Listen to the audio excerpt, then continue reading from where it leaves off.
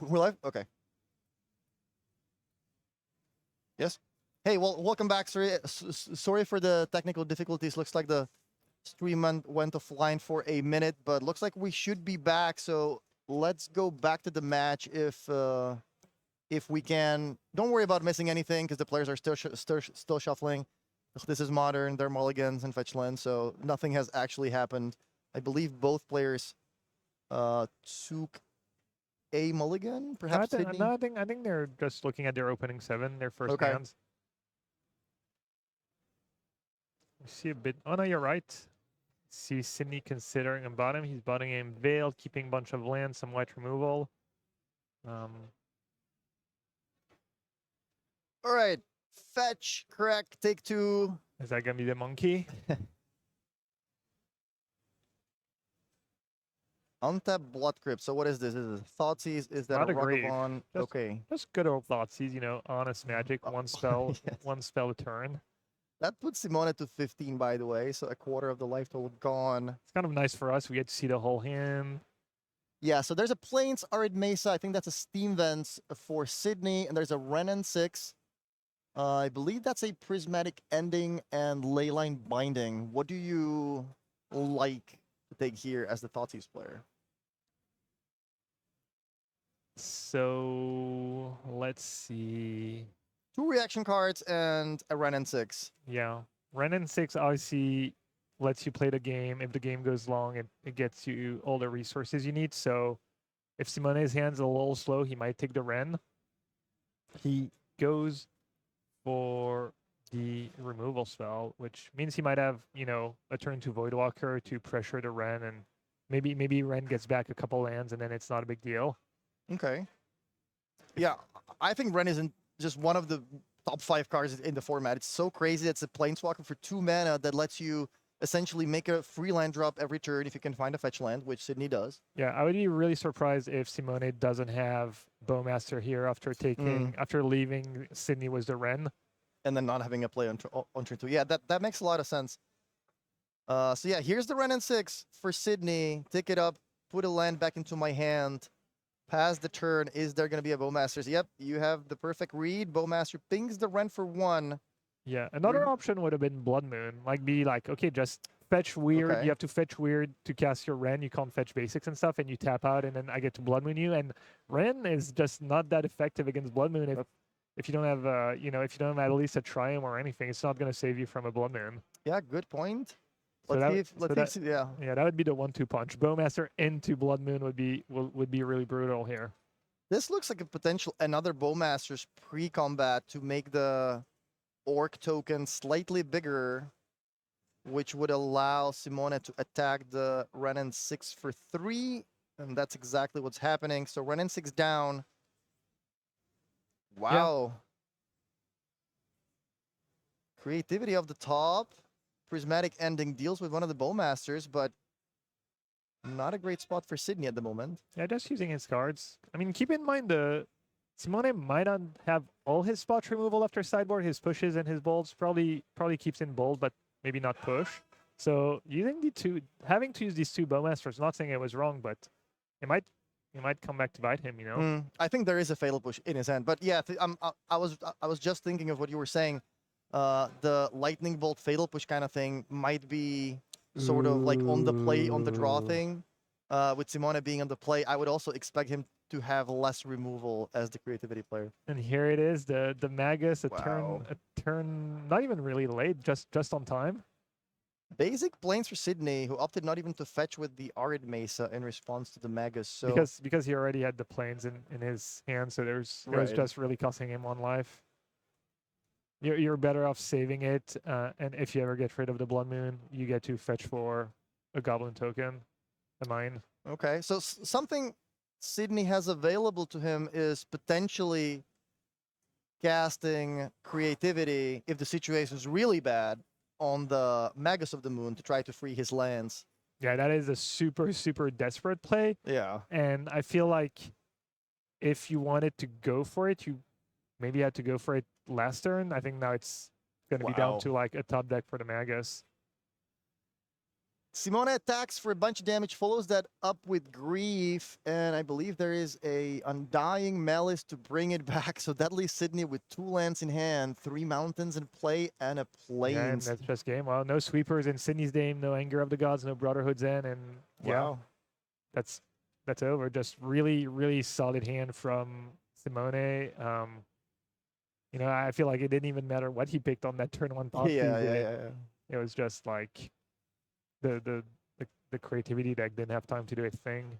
Yeah, congratulations to Simone moving to 8-1 with Ragna's Grief. Props to Sydney for bringing a cool deck of his own design. And we're going to go to our backup feature match where I think the names are actually switched. These are the names that we originally had in mind for the feature match where one of the players didn't feel comfortable playing. So this is actually table number 2. We have Arne Huschenbett playing against Jari Wrench. Okay, Jari Wrench. So this is on the left side. We have Is It Murktide? Arne has lost exactly 1 game today out of the 17 games he played, and that was last round. So he's 8-0 and 61 in games. Looks like he also picked up game number 1 here. On the other side, we have Jari playing Jeskai Breach. Yeah, and usually not a great sign when you have hardcast Thassa's Oracle in play for the Breach side. That's not exactly what you're looking to do. Jari doesn't have a lot going on. Looks like he's spinning with his wheels, and Arna's sitting with a bunch of cards in hand. I was teasing him earlier. I was like, "How are you doing?" And he was already like, obviously 5-0, 6-0. And I'm like, "What are you playing?" He's like, Murktide. And I'm like, "Oh, wow, you're just playing a bad deck." But because Murktide just always 49% win rate no matter what. Almost, I feel like you're kind of coping if you're playing Murktide in Modern. But he's like, "No, it's really well positioned." Because of Scolding Stern's just really good and stuff. He really likes the card. Yeah, I was talking to him. He was very excited about the Rhinos matchup. He mentioned being like X and O against it in leagues, and obviously today it's been going really well for him as well. Yeah. And Stern Scolding, he said that was one of the cards that he really liked. Maybe a couple weeks ago, most people weren't on it. Now it's more of a card that most people know. Yeah, most lists play. I feel like even 2 main decks pretty stuck right now, and yeah, I don't know. I feel like it's always kind of cope when you're like, change 2 cards from my bang average deck, and all of a sudden it's gonna be good. I would think my deck's well positioned too if I hadn't lost a game all day. But Arna, I think it's just more testament to Arna's just incredible talent and just great player. Yeah, lots of practice. Practice makes perfect. So can you talk us through the Jeskai Breach, game plan? How does this deck try to win? What is this deck doing? So it tries to combo you out with Grinding Station. You need Unrolled Breach in play, Grinding Station, and a 0-mana artifact. And as long as you have at least like 1 mana, I'm not even sure you always need a mana, but if you have an Emery in play legendary, you can float mana off your Mox, sack it, you mill free, so that gives you the free cards for the replay was Breach, you self mill, and then you kill them with Oracle.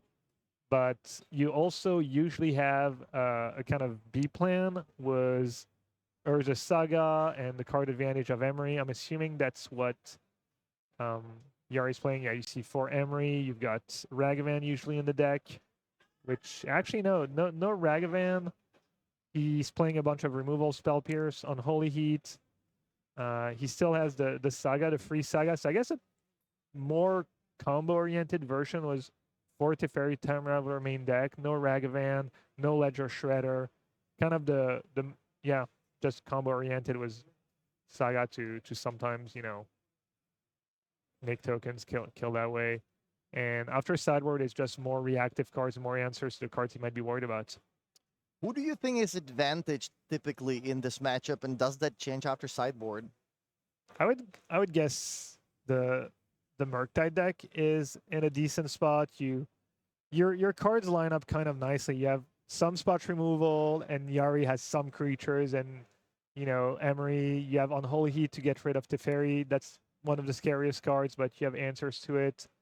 And yeah, the downside of playing a deck like Breach is that you have a bunch of cards that do nothing until they do something.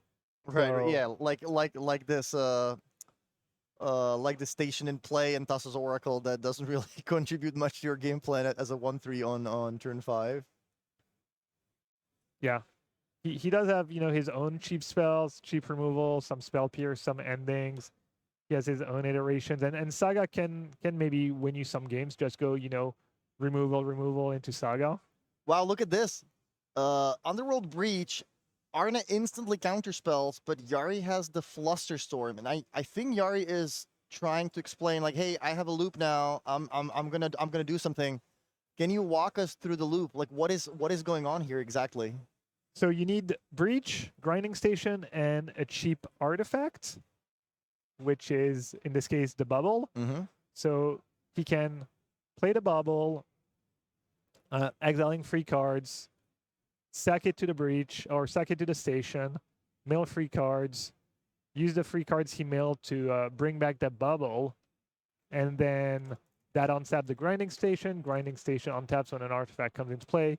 So you've got that like self-milling engine. You don't need extra cards in your yard. You just need the artifact and the free initial cards, and then you self-mill and you mail an oracle. We see one oracle in the main deck, so I'm assuming you have to find at the some fairy point to bounce it or something. Or? you have to like cast Emery at some point, and then you play a Mox, and then you start floating some blue mana. So we see in play there's untap blue for the Emery, untap white for, once you've made all that blue mana with the Mox, you play a Teferi, you bounce your Oracle, and you recast the Oracle since there's only one. So I'm assuming that's what Yari was just explaining. Yeah. And Arne says, okay, that's fine. Let me just take a look at your deck. If you're going to mill your entire library, you have demonstrated the loop. You said exactly how it works. That's fine. Yeah. I'm going to go through your deck list through your deck to see how you sideboarded, and we're going to move to game 3. Yeah, I'm no expert, but someone points out in chat that you can also just unholy heat your Oracle and cast it again. That's right. I feel like that's a little less elegant than playing Teferi, making sure nothing funny can happen, and then bouncing your Oracle. But yeah. All right, let's see if we can take a look at the deck list here. It might take a little while because we were ready for the different table, but we're working on getting these on the screen for you. I'm sure many people are interested in seeing what exactly, is Arne playing, what exactly is his version, because he really has been crushing all day. Everything has been going right for him. I was watching him last round, kind of an, tough spot, but manages to get out of it with expressive iteration followed by a lot of good cards off the top. The opponent was under Blood Moon, so couldn't really, manage too much of an offense. Here we have the deck list finally. So triple Murktide, triple Ledger Shredder, 2 Spell Pierce, 2 Stern Scolding. Anything that really sticks out for you in this list? I think that one of the big debates for Murktide players is if you should play Shredder, how many Shredders you should play. So I guess that's the number that stands out to me. Menguchi was testing the deck, and I think he ended up on 0. Mm-hmm. He decided he didn't need it or didn't want it, and we see Arna deciding differently. He trimmed a Chandler, he trimmed a Bolt, playing these free Shredders. Some version just don't play Shredder and go even up to 4 Murktide. Okay.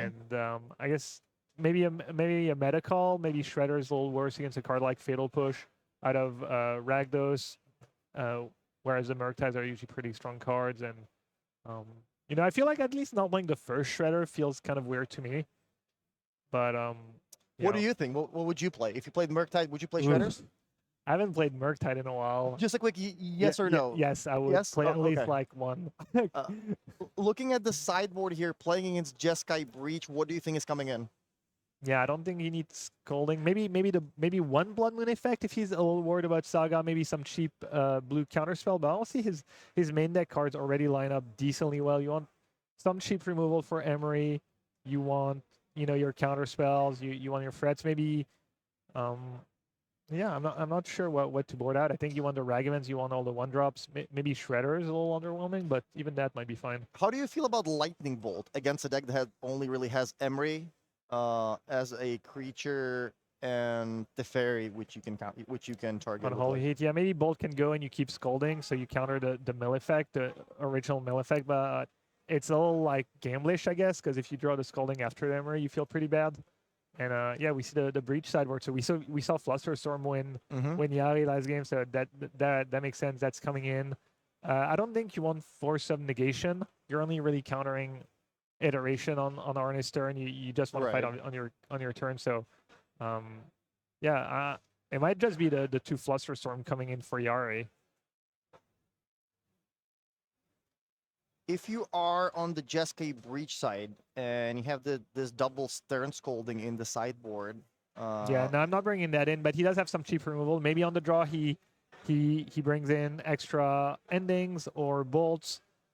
Not a lot of bad card though. Not much you want to board out if you're Yari. So that is kind of a tough spot. Maybe he even trims Teferi, even though it's really good. It is one of your more expensive cards, and you might be worried about the early turns. Maybe he trims a bit on the combo.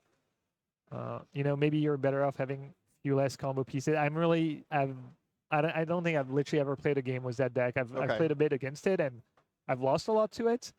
But can you explain the reasoning behind not wanting a card like Stern Scolding against a deck that does have, Ledger Shredder, Dragon's Ray Channeler, Ragavan? You're going to be on the play. Is this just a fight?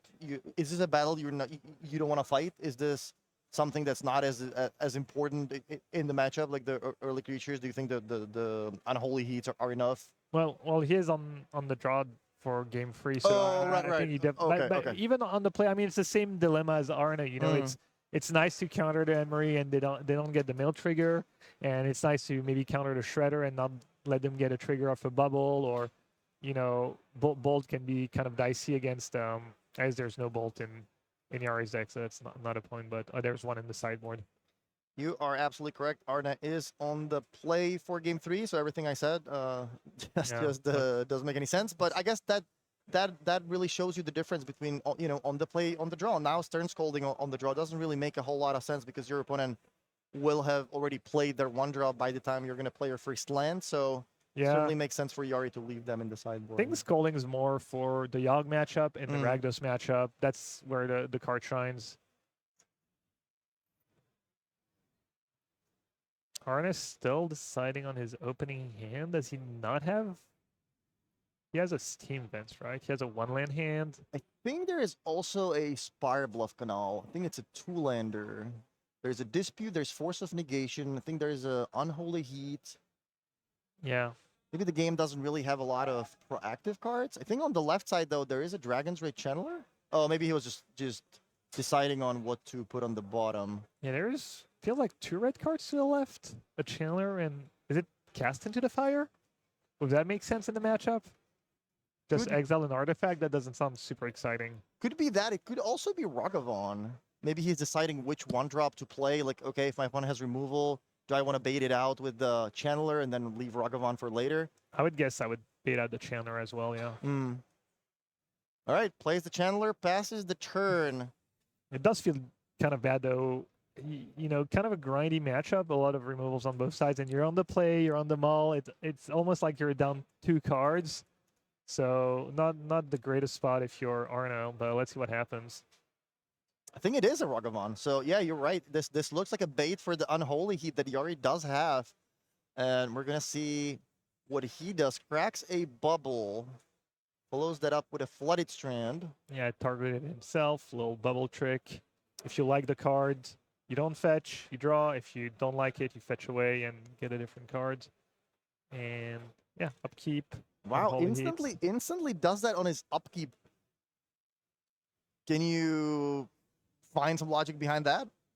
Yeah, just doesn't want to give him an extra draw spell to a Spell Pierce, or doesn't want to let him just use Counterspell. He just thinks the Channeler is that valuable, and I would tend to agree. That card really just smooths out your draw. It keeps you going. It makes everything better. So yeah, it's true that here Arne would have been able to get the Channeler trigger. Oh my god, that is huge hit.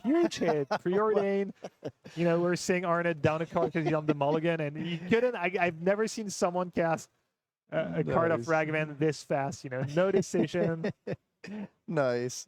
remembers to draw the card off of the bubble as well, and passes the turn back to Yari, who could not be too happy about this exchange. Yeah, no, tough spot. You know, you let him untap, draw, play a second land, and potentially Chandler takes over, or do you make Yari's play and kind of get wrecked by Ragavan? I think it's usually right to just kill the first 1-drop and hope they don't have another one. They only have 7 1-drops. Yeah, I mean, using the Chandler on turn 1 as a bait worked really well for Arne there. Now a blasting station on turn 2, not really doing much at the moment. Yeah, so I'm no expert, and I'm not sure if I think the grinding station can like win outright, right? If he has a 3rd land and just keeps a blue up, he self mills, and then at some point he mills an Emery, plays the Emery, then he gets the Mox, plays the Mox. I don't know if he needs more cards in the graveyard or if he's literally threatening, you know, the kill was just that grinding station in play. All right, attack with Ragavan exiles a Spell Pierce off the top, so this time Arne only gets a treasure out of the deal, but looks like he picked up an expressive iteration in the meantime, so situation looking pretty good for him. I think there's also a Mystical Dispute, so definitely has a way to counter a potential Teferi. Yeah, and if you're Yari, you really either need a removal spell or you need to make Arna do something, because if you just let him accumulate treasures and maybe the occasional card of Ragavan, that game's going to slip away real fast.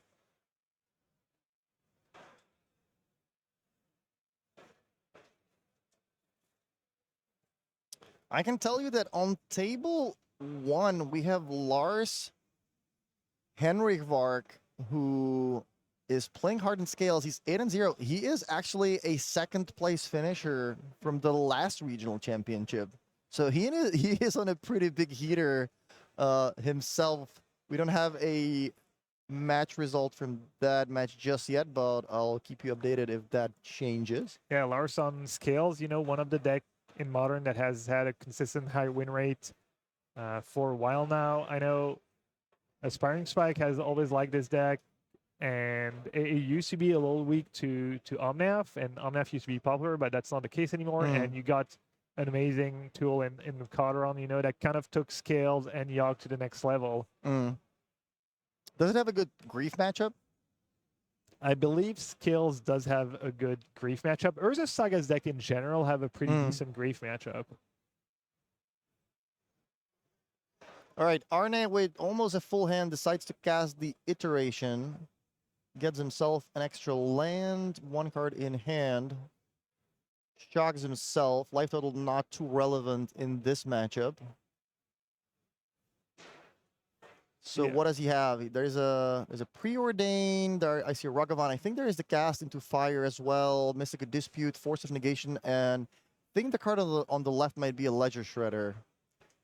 Yeah, this is looking super grim from Yari's point. You know, once you start falling behind, unless you're just kind of building up the Breach with backup double Flusterstorm or something kind of hand to just go off, I don't know what you're supposed to do. You know, maybe starting to draw iterations would be a way to get him back in this game. Just get a little card advantage going, make a few land drops. But yeah. And Arne just passing the turn out, sitting on a couple of 1-drops. Yeah, choosing to use a Dispute on Preordain, fairly aggressive, but just, you know, feels like Yari's not using his mana well, doesn't want to let him find whatever he needs, so why not? He has more counter backup, he has a Cast into Fire for Grinding Station. Why do you think Arne is not casting the creatures here? Maybe he wanted to keep enough mana up to not get God and lose out of nowhere. You know, it is Yari's not. I believe he's not that far from just winning with Breach. So you kind of need double counter. And also one interesting thing is Arna's not using the Cast into the Fire. He's kind of, you know, maybe giving Yari that false sense of security. and not giving him the extra info because he feels like, okay, I have enough mana to cast all my spells, so that grinding station's not doing anything right now. Might as well not let Yari know that I have the answer. Looks like it's actually a lightning bolt. I think he has a lightning bolt, Ragavan. Oh, okay, well, Force. that explains why he's not getting rid of the grinding station. Yeah. Not even clear it's a card you would want in the matchup, like a Shadow Effect. There's no Ragavan, no 1-drops, no targets for the second mode, so. All right, this turn, Arna decides to deploy double Channeler, follows that up with a Preordain, gets 2 triggers out of the deal. Yari responds with an Unholy Heat, killing one of the Channelers. I think there is easily Delirium in the graveyard, land, creature, sorcery. There is a Mishra's Bubble as well. So that is a 3/3 Channeler. Arna draws that's a Spell Pierce, I think? Yeah, potentially tiny misstep, not Unholy Heating I think he led the second Channeler resolve, so he gave Arna an extra Surveil trigger, 2 instead of 1. These things don't matter a ton, but, a game of Magic can come down to literally 1 Surveil. Like, I've lost, probably dozens of games to just, tiny mistakes like that, so. And looks like this turn, Arna is just tapping out, just casting that Ragavan as well. Yeah, dashing it out. Ragavan. Unholy earns an Unholy Heat from Yari. Yeah, I believe he has that Spell Pierce you mentioned, and for some negation plus blue cards, so he has double counterspell backup. Do you like using the Spell Pierce here? You risk losing to, I believe you risk losing to Breach, Flusterstorm plus on tap land, if you use a Pierce. But if you don't, maybe you don't have enough. You feel like you don't have enough pressure, and you let Yari draw out of it. Are you afraid that like pausing here for 30 seconds to think through the options is kind of giving it away? Because what else are you gonna have? You can't cast Mystical Dispute. You can't use Force of Negation on your own turn for free.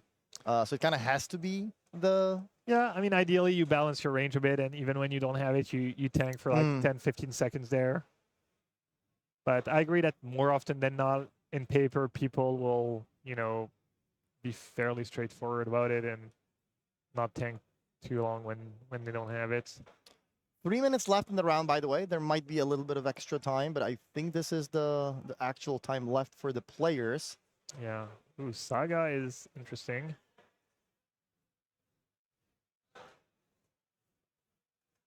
Well, at least for Yari, this should be easy that you can just win out of nowhere in one turn by milling your entire deck and casting. Yeah, we see a Breach. We see Yari go for it. He has Breach with 2 mana up, and yeah, that if Arna doesn't have anything, that I think that Breach solo wins the game. You bring back the artifact, and that's what's so scary about this deck. I mentioned how the downside is that until your cards kill them, they don't especially Grinding Station does kind of nothing, but it also doesn't take that much to combo.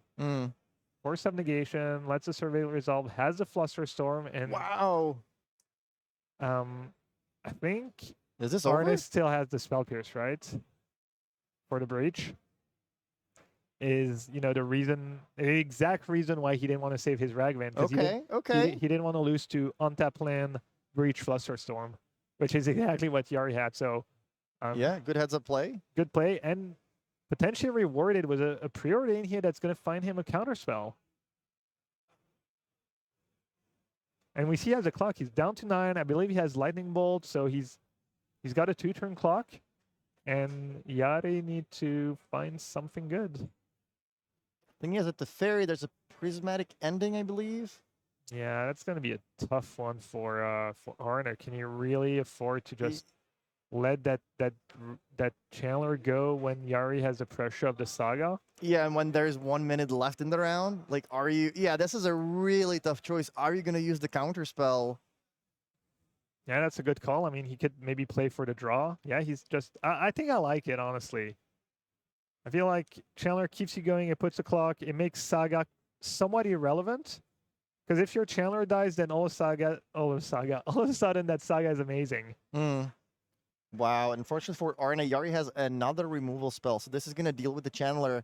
Now the counterspell is gone. So if Yari has another Breach, this game could be over. Arna using the Lightning Bolt before The Channeler hits the Exile Zone to get an additional Surveil trigger, trying to find something good on the top of his deck, like an Expressive Iteration. Yeah, realizing how clutch that next draw step is and really needs to maximize his chance of finding a Murktide, an Iteration, anything really, anything that's relevant, but doesn't seem like it's the case. He did draw an Unholy Heat, which prevent him from dying to Saga tokens for a little while at least. But if Yari has anything, it's pretty much game over. I feel like it's Fairy's probably game over here. Breach is obviously game. So let's see if Yari can find something good. An Iteration would also be great. So Saga hits Chapter 3. In response, Yari makes another token.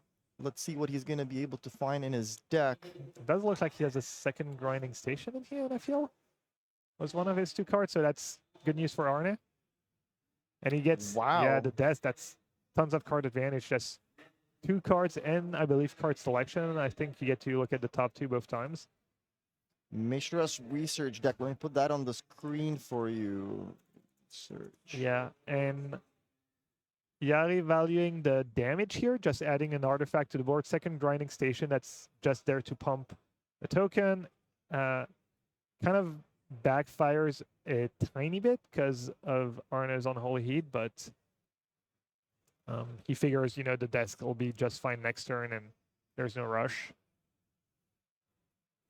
Arna was really hoping for a Murktide here, I would guess was maybe his best draw, just to force Yari to have it next turn, not giving more draw steps. What's the value here for Yari in milling himself using the Grinding Station in response to the Unholy Heat? Like, why do you want the extra cards in the graveyard? If you draw Breach, doesn't that sort of equal an instant win thanks to the bubble already being in the graveyard? I can't think of anything off the top of my head. Maybe a corner case where you just mill yourself a bunch and hardcast an Oracle, but I don't think that makes a ton of sense. I think the one desk would be the reason, because it does have Unearth, but I feel like that's the only card in Yari's deck that has... I think that, yeah, this is the one copy is in play right away.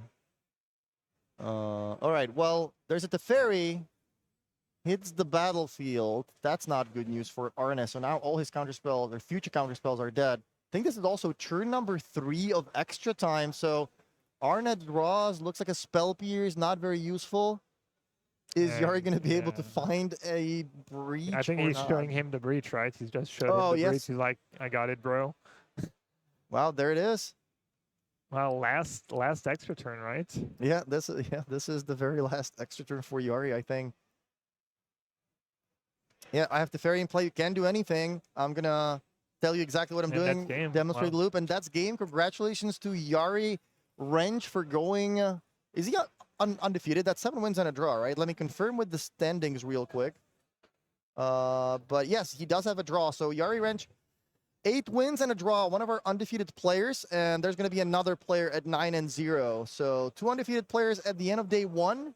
Jeskai Breach and either Golgari Yavmod or Hardened Scales. We're gonna find out for you the result of that match. Yeah, that was impressive. I mean, it looked like Arne was turning the corner after mulliganing on the play, being down on cards. Looked like he was starting to get ahead, and Yari's hand was a bit clunked up, but all his card ended up mattering in the end.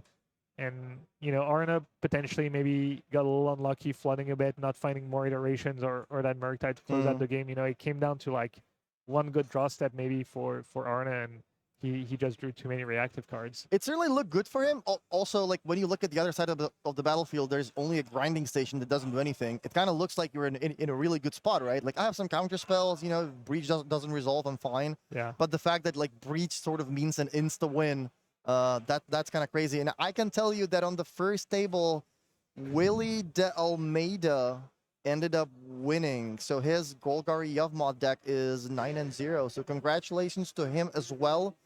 Do we have any other backup feature matches? Okay, looks like we don't. So this is going to be the end of round 9. Yeah, I will say that kind of like mirrors my experience playing a Breach deck. I feel like I'm doing okay and then I'm just dead. Yeah. So yeah, everybody with 21 or more points, which means, you know, 7-2, or somebody might have gone 6 wins and 3 draws, is moving on to day 2. Isn't it 6-3? Or is it 6-3? Okay, I think it's 6-3, yeah. Everybody with 6-3 18 points or more, moving to day 2. So congratulations to all the players. We're going to be able to tell you tomorrow how many players we have in day 2, but expect a lot. Yeah, X3 a might lot. not be I don't think enough. X3 is even live for top 8, really. Yeah. You're almost definitely live for top 24 in the PT invite, I would guess. But I'm not even sure if with free losses, maybe one player was like really good breakers. It's hard to say. The huge Yeah. tournament, right? Almost 1,000 players. So Yeah, so if you're, if your friends are in day 2, you're rooting for them. Third loss doesn't mean they're out. They're still playing for that PT invite. Top 24 gets invited to. I think we're playing for the invitation to Pro Tour Seattle here. yeah. Pro Tour Chicago coming up next. But yeah, that's the end of day 1. Thanks, Gabe, for hanging out with me. Yeah, that was great. Anything you want to say to your fans in the chat? Somebody who watches your stream? Do you want to shout out where people can find you? No, just thank you for tuning in. The entire day.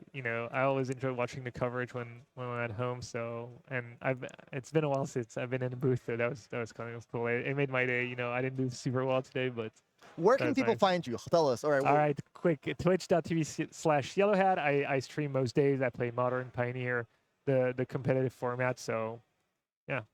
All right. Thanks. Thanks for hanging out. This is the end of round 9, the end of day 1. We're going to be back tomorrow at 9 a.m. Local time with day 2. And yeah, with that, thank you again for being with us. And we're going to be back tomorrow. So see you later.